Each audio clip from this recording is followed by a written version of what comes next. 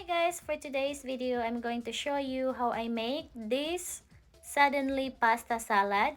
Inside the box, there are twin pack and it has ranch and bacon, imitation bacon bites, pasta, vegetable blend, and seasoning.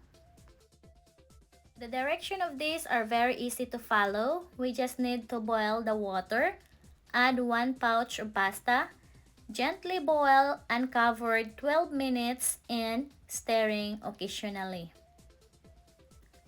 While the pasta is cooking, stir together 1 packet seasoning and mayonnaise in a medium bowl. Then, we are going to set aside this one.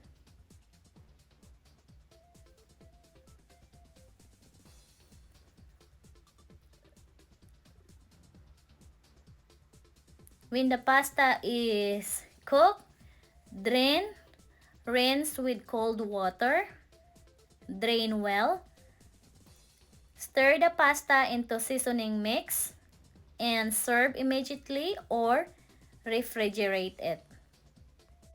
And if you want, you can stir in a few teaspoons of milk to moisten the pasta. Then, refrigerate it.